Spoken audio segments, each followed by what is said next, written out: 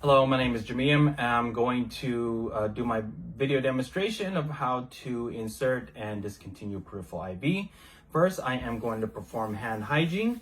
Then I am going to don a pair of clean gloves.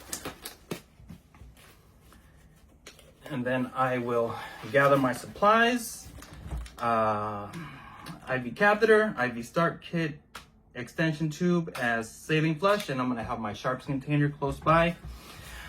So I'm gonna start by preparing my equipment. I am going to fill the extension with saline and ensuring that there is no air.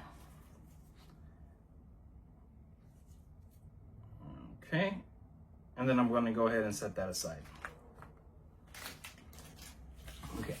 So my patient is an 82-year-old male who's requiring fluid rehydration. So first off, I'm going to verify the provider's orders. I'm going to use two forms of patient verification. Hi, sir. My name is Jimmy. I am going to be your nurse today, and I'm going to be starting an IV on you. Can I have your first, last name, and date of birth? Okay, thank you very much, Mr. Smith. Can I see your ID band? Okay, they've been verified. So now we're not anticipating that the patient is going to have surgery or blood supplies. So based on those needs, we're going to grab a 22-inch catheter.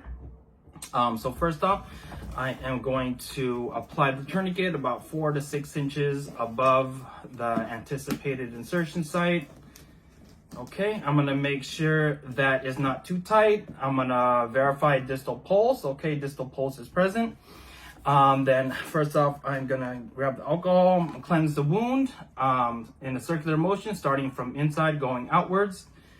Once that's clean, I am gonna allow about 30 seconds for it to dry completely. Then I am going to get my catheter ready. What I'm gonna do is I am going to anchor the vein by pulling the skin taut. And I am going to insert the catheter and no more than 30 degrees.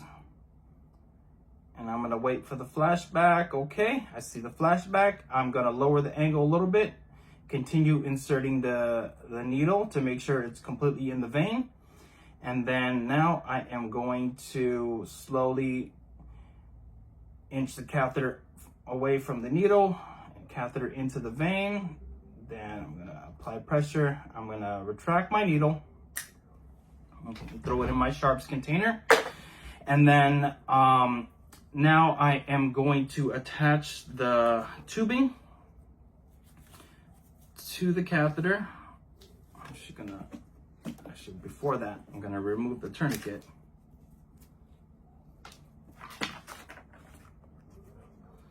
Okay, attach the tubing to the catheter.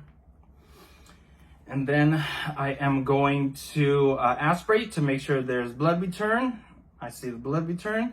And then now I'm going to flush the saline into the IV catheter, into the vein, slowly for about 3 to 5 seconds. Okay, the flush is complete. I'm going to assess for signs such as infiltration or pain, swelling. I'm going to clamp the tubing. Okay, and then on the other end of the extension tube, I'm gonna either attach a lure lock or a sterile cap, just to make sure that this end of the IV remains sterile. Okay.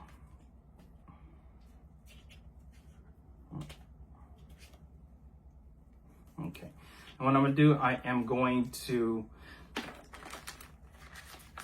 attach the tegaderm to ensure the IV stays in place. Okay. I'm gonna remove. And then on the transparent dressing, I'm gonna go ahead, I'm gonna write the dressing with the time, date, catheter size, and my initials, and place it on the edge of the tegaderm. I'm gonna tape off the opposite end of the tubing.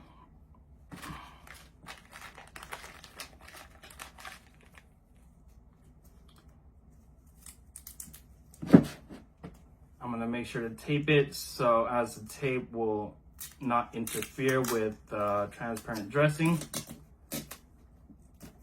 Okay. And now we're all complete. I'm going to dispose of all the supplies appropriately. I'm gonna remove my gloves.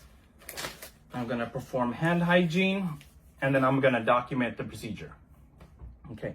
Now, for discontinuation of the IV, what I'm gonna do is I'm gonna verify the provider's orders to discontinue the IV. I'm gonna perform hand hygiene. Okay. I am going to don a new pair of clean gloves.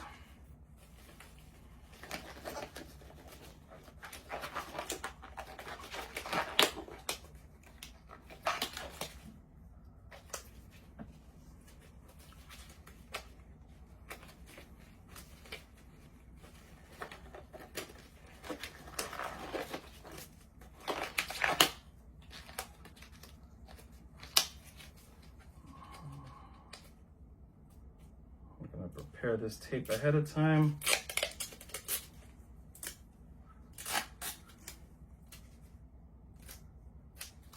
Okay, so what I'm going to do now is I am going to remove the tape for the tubing. I'm going to grab a sterile piece of gauze. I'm going to carefully remove the tegaderm.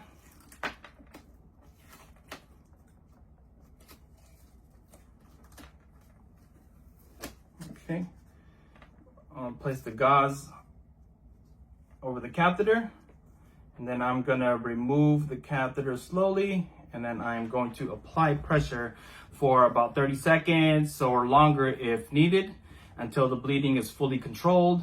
I'm gonna inspect the catheter to ensure that it's fully intact, which I see fully intact. I'm gonna put that into the sharps container. Now, once the bleeding is stopped, I am going to grab a new piece of sterile gauze.